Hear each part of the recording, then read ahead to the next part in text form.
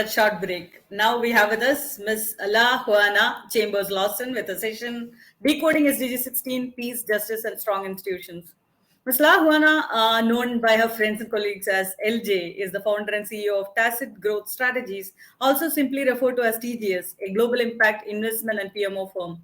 She has been featured in the Oprah magazine, Entrepreneur, Forbes, Voice Dallas, and several other publications for her work as a granted project management expert and a global impact investment strategist. TGS is a preferred authorized training partner of the world's leading association for project management professionals, PMI, and offers a robust portfolio of consulting and training to educators, non-profit leaders, and other categories of project management professionals throughout the world. Welcome to the Global Sustainability Summit, Ms. Juana. Over to you for your session, Decoding SDG16, Peace, Justice, and Strong Institutions. Over to you.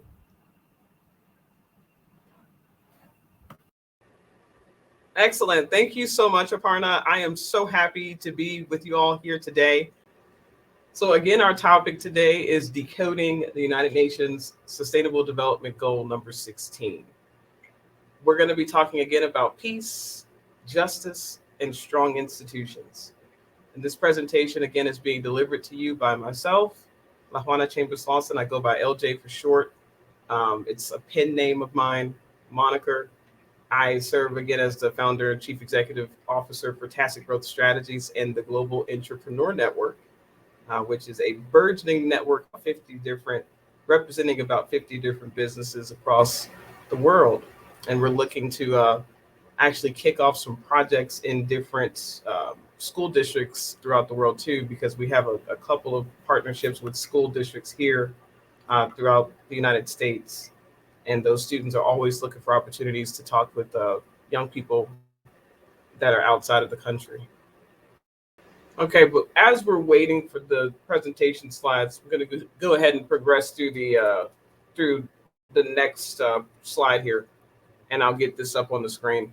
So the bottom line for this particular sustainable development goal, and some people have heard me speak previously about several other goals on LinkedIn. I like to talk specifically about them from a standpoint of a micro business owner, and teach in the business schools at both the University of the Incarnate Word and Our Lady of the Lake University here in San Antonio.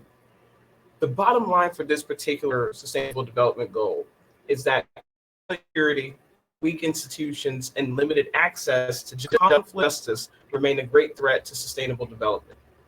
When you look at what the United Nations Sustainable Development Goal number 16 is, what it is it's about promoting peaceful and inclusive societies for sustainable development, providing access to justice for all, and building effective, accountable, and inclusive institutions at all levels. No institutional integrity, no peace. That's what I like to say. I like to say if we don't have institutional integrity, then we do not have peace. Now, let's talk about this from a standpoint of statistics. 28.5 million children are out of school. Okay, this is 28.5 million primary school age students who are out of school and they live in conflict affected areas. Here we go, the slides are up now. Look at God.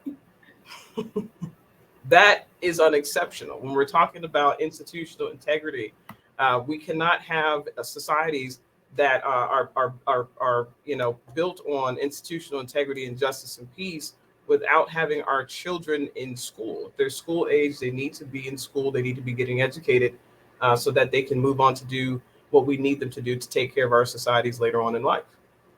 $1.26 trillion lost in corruption, bribery, theft, and tax evasion. This is costing some US dollars 1.26 trillion for developing countries each year. 70 plus million people that are fleeing war. I'm sorry that's not supposed to be a dollar sign there. This is 70 plus million people fleeing war, persecution, and conflict that since we've been tracking it in 2018. We had more than 70 million people fleeing conflict.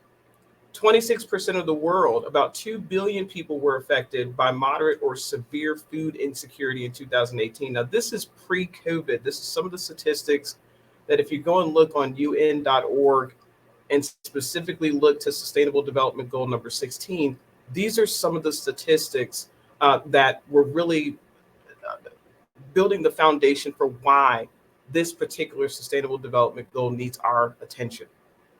Now, think about COVID-19.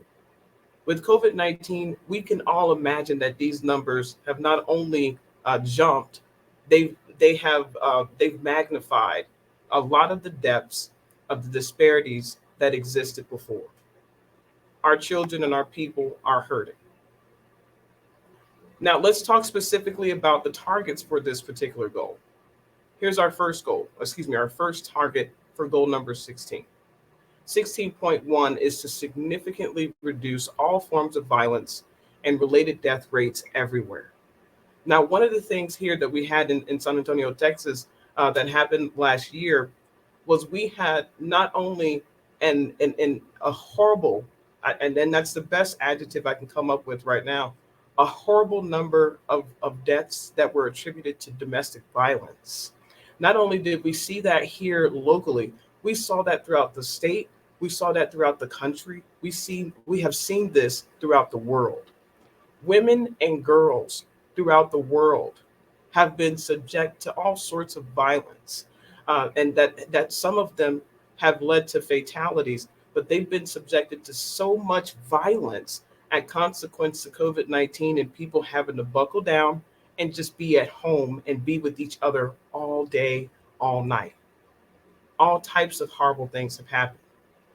For me here in San Antonio, I've had to open my own doors in my own home so that other women that I knew about that needed a place to go just a few nights out of the week, I had to open my doors so that they knew that they could come to my home with my husband and I. They could stay with us and they would be safe with us, right? That's just one example of a form of violence that we know has spiked significantly since last year. Think about all the other forms of violence because people have been forced to basically upend their lives, right? Their jobs have gone to the wayside. They have lost all sorts of opportunities at consequence to COVID-19, at consequence to the disruption. Goal number 16.2, excuse me, I keep saying goal, I mean to say target. Target number 16.2 is end abuse, exploitation, trafficking, and all forms of violence against and torture of children. Now, one other thing that we are known for here in San Antonio, Texas, is child abuse. We have, if you look at the state of Texas, Bexar County or San Antonio, the city, is always ranked in the top 3 when it relates to child neglect, child abuse, and really foster children. We have a lot of foster children here. Now, why is this important? When we're talking about creating our future, right now, we're talking all about what? Reset, right? It's a leadership reset. It's a great reset. There's a reset of everything, which means that this is our opportunity to redefine everything that we've dealt with in the past, right? We're redefining social impact investing. We're redefining gentrification. We're redefining education. We're redefining basically everything because now, as people, we're having to learn how to work together again in the context of being remote, in the context of being virtual, in the context of not being ourselves. We're grieving. A lot of us are grieving right now the things that we lost from last year. Myself, I think 9 of my relatives passed away due to COVID last year. And when they passed, it was a horrible passing. My great grandmother passed. She was the one I like to talk about because I tell people it was such a horrible way that we lost her, but she is with me. And I never met her. I never got a chance to meet my great grandmother. Her name was Ora Calvin. She's French Creole. And I never got a chance to meet her. She was such an incredible woman. I heard so many stories. I've heard so many stories about her and the impact that she had on so many people's lives. And I regret that I didn't get the chance to meet her before COVID took her. But the way that she died was just, it haunts me, the way that she died. She had strokes. She had multiple strokes. She had all sorts of issues. And then she ended up passing away because she couldn't breathe. So she basically, you know, so it, thinking about her death and thinking about just the context of everyone else that I lost last year, I am grieving, right? We are still grieving. So many of us have lost people. We've lost careers. We've lost so much since last year. Okay. So we are in a period of grieving. So a lot of us are having to redefine and reset just about every aspect of our lives. Okay. So as that relates to our children are being neglected in ways that we never would have imagined before. You know, you look at the United States, for example, we're so hyper individualistic. Everything is about self-sufficiency. Everything is about self. You know, I was having this conversation with my father earlier this morning because I like to call my father. I call him every day. I call my mother every day. I call the one grandparent that I have left. I like to call them every day because you can't take any day for granted. But the conversation that I had with my father this morning was around our children and who is there for them.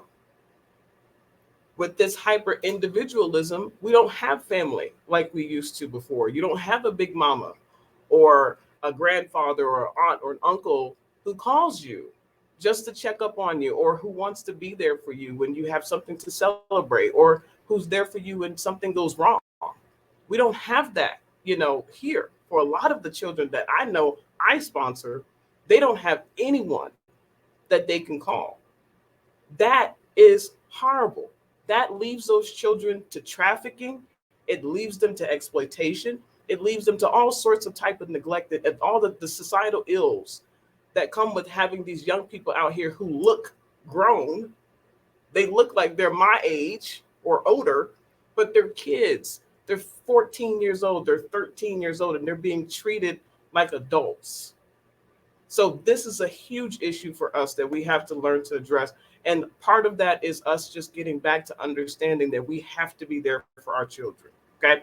16.3 is to promote the rule of law at the national and international levels and to ensure equal access to justice for all. This one is huge. As most of you all know, I think we had all of our major sports outlets last year that came out and said, hey, Black Lives Matter, and, we're against racism, end racism for all. We had a lot of issues last year with anti-Chinese and anti-Asian slander and all sorts of ugliness, all sorts of wickedness. We dealt with that last year, right? Big time. You had our president here that was calling the virus the China virus. I mean, it was just all of those things ended up in real time, in real life, especially here in San Antonio. It got very ugly. When as a lecturer, I teach at the universities. One of my students that ended up working for me, she was one of my accountants. She was from China. And this all happened when she got here. This was her, I want to say she was in her sophomore year, actually. So when the coronavirus pandemic happened, she was in her sophomore year. And when I tell you that she and her family, right here in San Antonio, Texas, we are a melting pot of culture here, right? We have so many different cultures here. Her family, they were afraid to leave the house. I had to call her and tell her, please come to class. I will come and pick you up to come to class, right? I will pick you up. Because at the time we hadn't shut down the campus yet. I said, I will come and pick you up so you don't miss any days of school. She and her parents were afraid to leave the house because the couple of times that they left, people threw stuff at them and called them all kind of names. It was horrible. It was terrible. No one should go through that.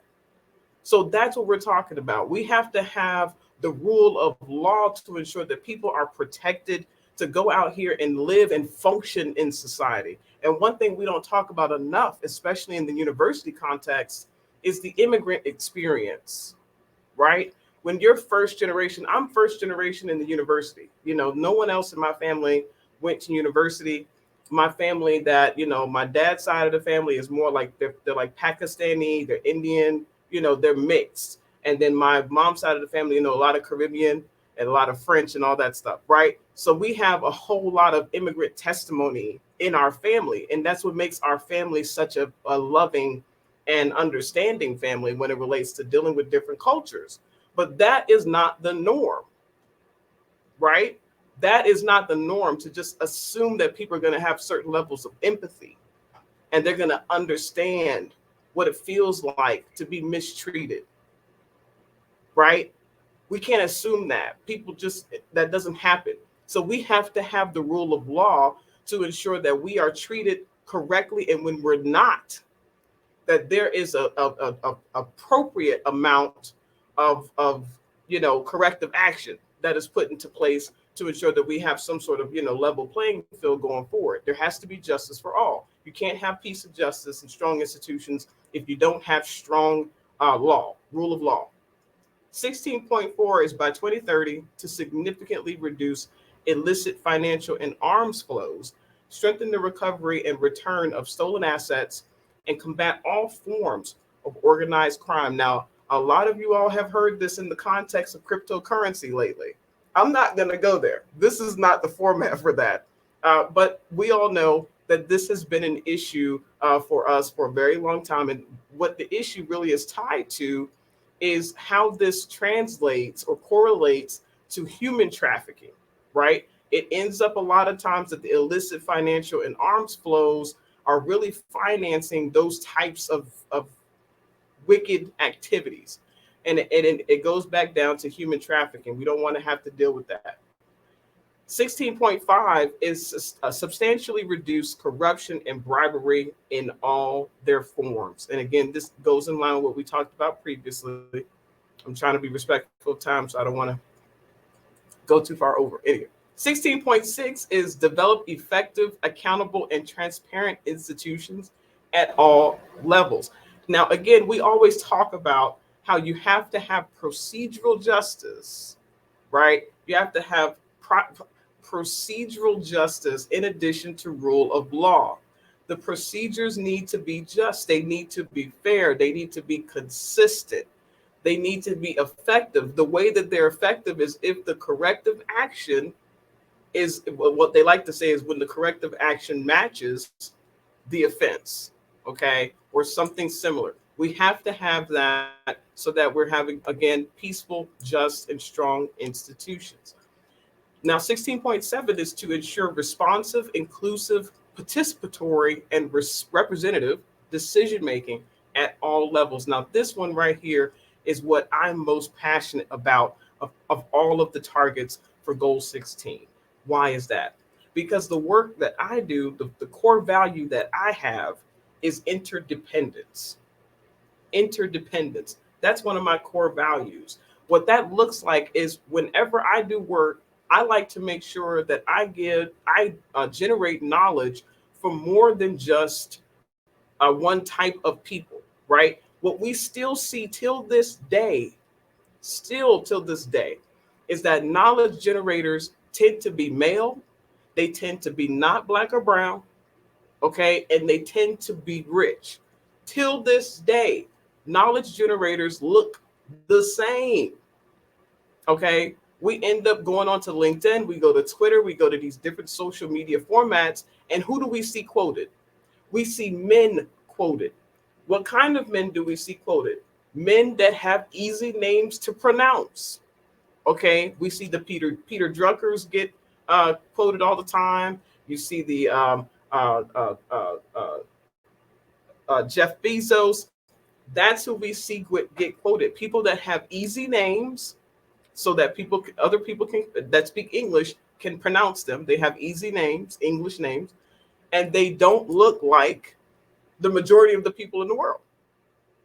Okay, we still till this day see that, and they definitely don't look like women. So we have so many different issues, there's so much depth to the issues that we have as it relates to participatory knowledge generation and decision making. You have to be able to empower your teams to make decisions at the right levels. If I am a school principal and I'm talking to my teachers, who is in the better about their classrooms, who is in the best position to make the decision about what to do in the classroom? The teacher, right? Not the principal, because the principals deal with administrative things. They have a different scope of work than the teacher does. The teacher is in that classroom.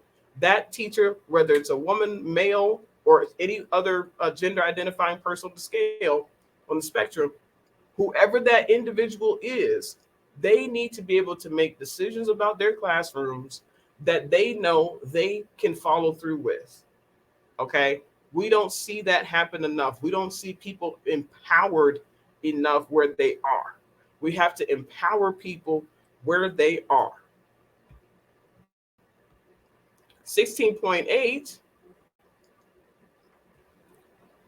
is to broaden and strengthen the participation of developing countries in the institutions of global governance.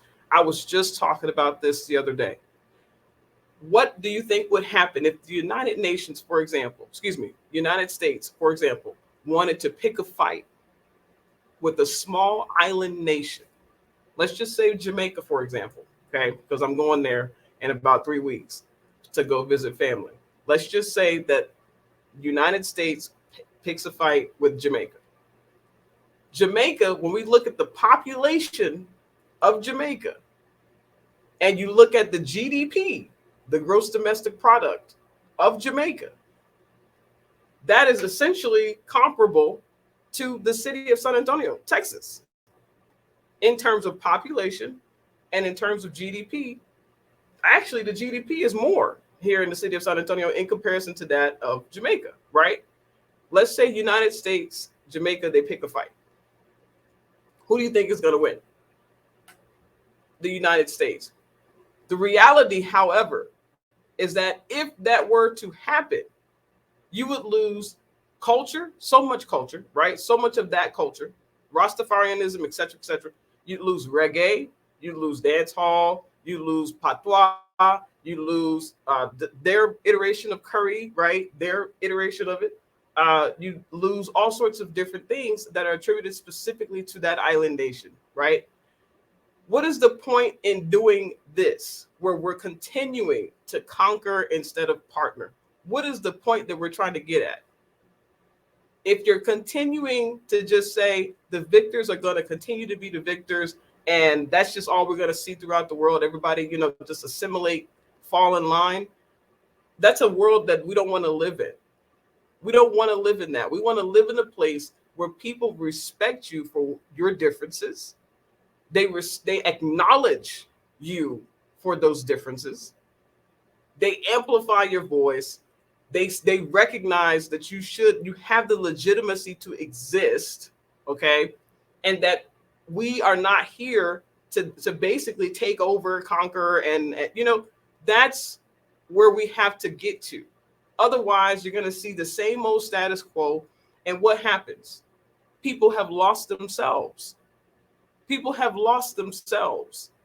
We don't want people losing themselves. We want people to still. I think about my great grandmother. When she passed away, we always say this: when elders pass away, we lose an encyclopedia, right? We say this all the time. When I lost my great grandmother and I did not have a chance to talk with her about her particular experiences, how did she navigate living in the United States at a time where there was nothing but black and white? There was nothing but black and white, right? She's a Creole woman. She's Creole. She's totally, she doesn't necessarily identify with her French. She doesn't necessarily identify with her African. She's kind of navigating the waters as this sort of middle agent, right? What was it like for her at that time? How did she bridge the gap? How did she learn to just love everyone and respect them and be successful? I never got that chance to ask that question. I never got that chance to get that information from her. That's what we're thinking about here. We don't want to just end up coming out here and just producing more and more lost souls, because we're too vain and we're too self-interested, right? To recognize that there are other people here, there are other types of experiences that need to be validated, that need to be acknowledged, that need to be respected, that need to be centered. That's what that one's really about. That's what I love about that particular target. Now, 16.9 is by 2030 to provide legal identity for all, including birth registration. You know, this has been a big deal. It's very interesting from the United States standpoint, of course, because birth, this is something that my great grandmother would have talked about as being a problem when she was coming up. You know, she didn't have a birth certificate. I think my grandmother, she might have had she had her certificate after she was in her, I think she was in her teens when she actually ended up getting her birth certificate from the hospital. But a lot of people are not born in hospitals, right? We don't have a lot of hospital systems in which people are going and actually having their kids there. So this is one of the things for a lot of people, they take this one for granted because they think, you know, they make the assumption that he's born in a hospital. No, they're not. You know, so how do we provide legal identity for everyone, regardless of where they're born, right? 16.10 is to ensure public access to information and protect fundamental freedoms in accordance with national legislation and international agreements. This one is so extraordinarily important. When you think about human rights and human rights violations, we talk about this all the time. New York City, I think just last night, went ahead and officially declared racism a public health crisis. Now, here in San Antonio, Texas, you know, we did that. I think it was last year when that came out, that announcement, that declaration, came out. I think it was last year. This is so important because this is aligning with international agreements. Okay. It's almost like the international pressure is what's forcing all of the governmental levels to recognize these things. Even nationally, we're not there yet. That international pressure to really do is forcing us to reconcile with these obvious issues that we don't really want to give their due credit, but we must learn how to do so. Next up is 16.A, which is to strengthen relevant national institutions, including through international cooperation for building global capacity at all levels, in particular in developing countries, to prevent violence and combat terrorism and crime. This is so important again, and this is why I tell people, if you have a micro business or small business that you're operating, or even a medium-sized business, one of the things that you need to prioritize is globalization, right? You have to have a very clear understanding of how to support your local workforce, your local government, your local, your public locally. You have to have a good understanding of that, but you also have to understand that nothing happens in a vacuum, right? Nothing happens in a vacuum. So what you do here impacts people all around the world. You need to understand how the work that you do here impacts people all over the place. Even as teachers, right? When you think about the university capacity, the university setting, when we're teaching these students here and they go back to Saudi Arabia or Egypt, or right, they go back to, you know, wherever they go back home to, we are forever connected. Whatever impact you made with them in the class, it's not lost, right? It has a ripple effect. So we have to be responsible. We have to acknowledge that responsibility, and we have to be able to, you know, to name it, identify it, and hold ourselves to doing right. Thank you so much.